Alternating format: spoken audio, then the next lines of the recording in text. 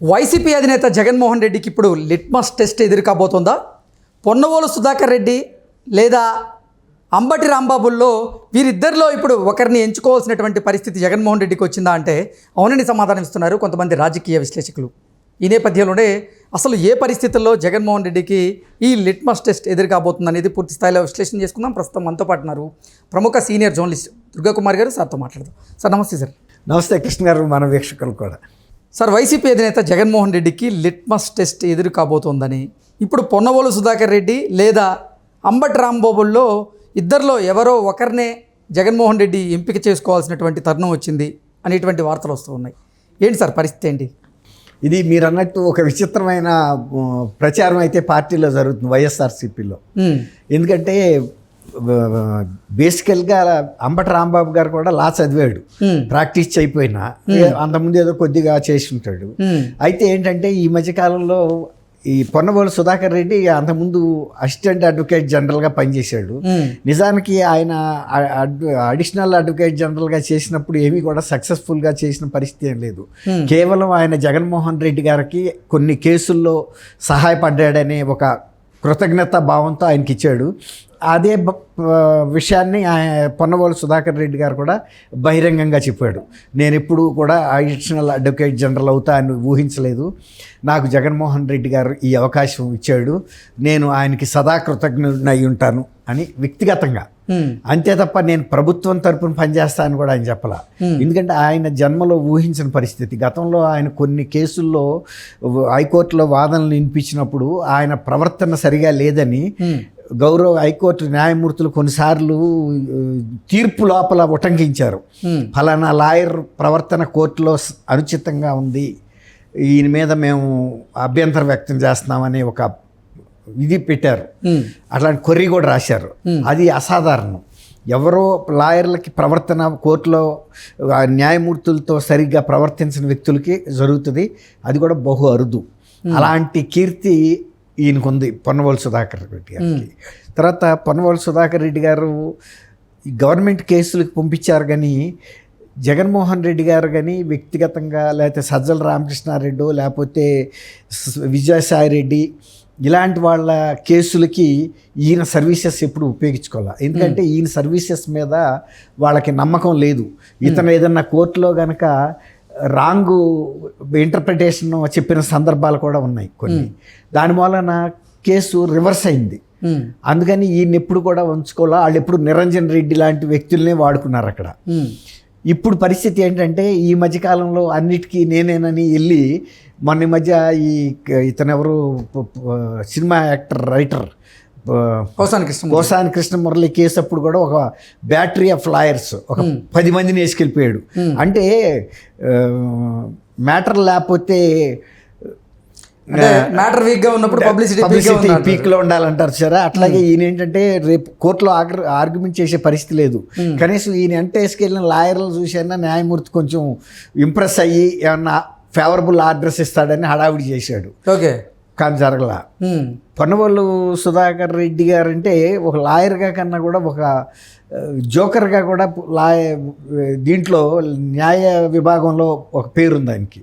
ఎట్లా అంటే మొన్న మధ్య ఇతను Madhav Anantapur ex-MP Madhav police officer కూడా కదా, ఆయన ఇంటి పేరు ఏంటి, గోరెంట్ల మాధవ్ని అరెస్ట్ చేస్తే ఈయన అక్కడ వాదన ఏం చేస్తున్నాడంటే ఈయన అరెస్ట్ చేయాలంటేనంటే లోక్సభ స్పీకర్ పర్మిషన్ ఉండాలి.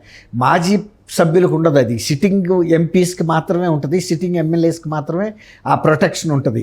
అంతేగాని ఆయన ఎక్స్ఎంపీ అనే విషయం కూడా ఆయనకు తెలియదు. ఎక్స్ఎంపీలకు కూడా ఉంటుందేమో అనుకుని ఆయన ఈ రకం వాదనలు వినిపిస్తే అంతా నవ్వుకున్నారు. ఇప్పుడు పరిస్థితి ఏంటంటే అసలు వైఎస్ జగన్మోహన్ రెడ్డి అధికారంలో ఉన్న సమయంలో అధికారాన్ని అడ్డం పెట్టుకొని కొంతమంది వైసీపీలో ఉన్నటువంటి ముఖ్య నేతలు ఎవరైతే ఉన్నారో వారు అప్పటి ప్రతిపక్ష నాయకుల మీద అసభ్యకరమైన పదజాలంతో వారు విమర్శలు చేశారు, తీవ్ర విమర్శలు. అయితే ఇప్పుడు వారందరూ కూడా ఒకరి తర్వాత ఒకరు అరెస్ట్ అవుతున్నటువంటి నేపథ్యంలో వారి కేసుల్ని వాదిస్తుంది మాత్రం పొన్నవోలు సుధాకర్ రెడ్డి గారు. పొన్నవోలు సుధాకర్ రెడ్డి గారు ఎవరి కేసులు అయితే వాదిస్తున్నారో వాళ్ళు ఖచ్చితంగా రిమాండ్కి వెళ్ళడం ఖాయం, ఎందుకంటే అనేటువంటి వార్తలు వస్తున్నాయి. అవును, ఆ కేసులో వీక్నెస్లన్నీ కూడా ఈయనే జడ్జి గారి ముందు పెడుతున్నాడు. అది ఇంత వచ్చిన తిప్పలు. ఆయనకి ఏది పెట్టాలో ఏది పెట్టకూడదో తెలియదు. జగన్మోహన్ రెడ్డి గారిని కూడా ఒక సందర్భంలో ఇట్లాంటి ఇరకాటంలో పెట్టాడు. కాబట్టి మీరు అన్నట్టు పొన్నవోలు వెళ్ళిన కేసెస్ రిమాండ్లకు వెళ్ళటమే కానీ బెయిల్స్ రావట్లా. అందుకే ఇప్పుడు వైసీపీ నేతలు కానీ లేకపోతే జగన్మోహన్ రెడ్డి కానీ అంబటి రాంబాబు మీద దృష్టి పెట్టారా అంటే ఏం చెప్తారు? అంబటి రాంబాబు మన మధ్య ఒక పోలీసులు కేసు పెట్టట్లేదని చెప్పి కోర్టుకు వెళ్ళాడు. కోర్టుకు వెళ్ళి ఇతని మీద పొన్నవోలు సుధాకర్ రెడ్డి మీద నమ్మకం లేక తనకన్నా నేనే బెటర్ అనుకుని తనే వాదించాడు. నల్లకోటేశ్కి వెళ్ళాడు. వాదిస్తే అసలు ఇంకా కోర్టు ఇంకా ఆదేశాలు ఇవ్వలేదు, ఆ విచారణ పూర్తి కాల. ఇంతలోకి ఎందుకైనా మంచిదని పోలీసులు కేసు నమోదు చేశారంట. దాంతో ఇతనికన్నా సుధాకర్ రెడ్డి కన్నా అంబటి రాంబాబు అయితే అసలు ఆదేశాలు కూడా రాకముందే పోలీసులు కేసు నమోదు చేశారంటే ఆ అంబటి వాదనలో పటిమ ఉందనుకుని ఒక అనుమానం వచ్చేసింది కార్యకర్తలు కూడా. కాబట్టి వాళ్ళ జగన్మోహన్ రెడ్డి కూడా ఏంటంటే పొన్నవోలు సుధాకర్ లాంటి ఇన్ఎఫెక్టివ్ లాయర్ను పంపే కన్నా కనీసం వాగ్దాటి ఉంది. వైసీపీ నేతలు ఎవరైతే కేసుల్లో ఇరుక్కుంటున్నారో వారి తరపున వాదించేందుకు కాకుండా అంబటిని వాగ్దాటి బాగుంది, అసలు చట్టం తెలిసినా తెలకపోయినా ముందు నోరేసుకుని అయితే పడిపోతాడు అనే ఒక సూచన కొంతమంది జగన్మోహన్ రెడ్డి ముందు పెట్టినట్టు తెలిసింది. ఇప్పుడు జగన్మోహన్ రెడ్డి గారి పరిస్థితి ఏంటంటే ఇప్పుడు మరి గతంలో తనకి సహాయపడ్డ పొన్నవోలు సుధాకర్ రెడ్డిని ఎంపిక చేయాలా లేకపోతే అంబటి రాంబాబుని ఎంపిక చేయాలా? ఇదొక విచిత్రమైన పరిస్థితి. మరి వాళ్ళిద్దరిలో ఎవరిని ఎంపిక చేస్తారు ఇప్పుడు జగన్మోహన్ రెడ్డి? అదే ఆయన కూడా ఇవాళ మరి ఫస్ట్ టైం ఇట్లాంటి డైలమా వచ్చింది. మరి ఎఫెక్టివ్గా పని జరగాలంటేనేమో రాంబాబు, లేదు పూర్వకాలంలో నాకు సహాయం చేశాడు, ఏదో కేసులకు వెళ్తున్నాడు వస్తున్నాడు, అందులో న్యాయ విభాగం ఇన్ఛార్జి పొన్నవోలే మొన్న ఈ మధ్య పెట్టారు. అవును, ఆయన హడావిడి చేస్తున్నాడు కానీ ఎక్కడ ఫలితం అయితే రావట్లేదు. అంటే ఇటు అంబటి రాంబాబు కానీ అటు పొన్నవోలు సుధాకర్ రెడ్డి గారు కానీ ఇద్దరు కూడా జగన్మోహన్ రెడ్డికి అత్యంత సన్నిహితంగా ఉంటారు. అందుకని ఆయన నాకు ఇద్దరు రెండు కళ్ళు అని ఇద్దరిని పంపిస్తాడు అని నేను అనుకుంటున్నా. ఎందుకంటే ఇప్పుడు ఒకళ్ళు వెళ్తే ఎఫెక్టివ్గా ఉండకపోవచ్చు, ఒకవేళ ఈయన ఎఫెక్టివ్గా ఉండా కానీ పొన్నవోలు సుధాకర్ సపోర్టివ్గా ఉంటాడని అట్లా. అంతేగాని నేను అనుకోవటం ఇద్దరిని ఉండమంటాడు. అంటే వైసీపీ నేతలు ఎవరైతే ఒకళ్ళని సెలెక్ట్ చేయడు, ఇద్దరిని. ఇప్పుడు వైసీపీ నేతలు ఎవరైతే కేసులను ఎదుర్కొంటున్నారో వారు మాకు పొన్నవోలు సుధాకర్ రెడ్డి వాదనలు వద్దు అంటూ వారే జగన్మోహన్ రెడ్డి దృష్టికి తీసుకెళ్తున్నట్లుగా కొన్ని వార్తలు వస్తున్నాయి. అది కరెక్టే. ఇప్పుడు పొన్నవోలు సుధాకర్ రెడ్డి ఎఫిషియన్సీ గురించి జగన్మోహన్ రెడ్డికి ఏం పెద్ద గొప్ప అంచనాలు లేవు, రికార్డు కూడా లేదు.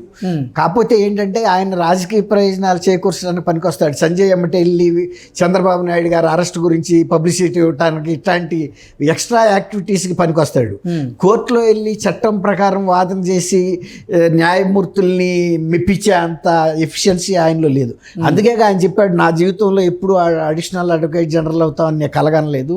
జగన్మోహన్ రెడ్డి గారు దేవుడు లాంటి వ్యక్తి నాకు ఆ పదవి ఇచ్చాడు కాబట్టి నేను నా జీవితాంతం ఆయనకి రుణపడి ఉంటానని చెప్పాడంటే అంత ఉన్నత పోస్టులకి ఎంపికైన వ్యక్తులు ఎవరు అంత పాదాక్రాంతం అవరు.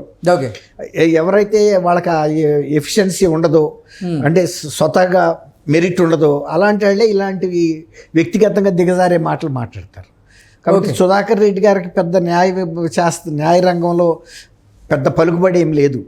ఆయన కేవలం జగన్మోహన్ రెడ్డి గారి దయాదాక్షిణ్యాల వల్లనే ఆ పోస్ట్కి ఎంపికయ్యాడు. Okay sir, thank you so much. Thank you Krishna గారు, మన వీక్షకులు.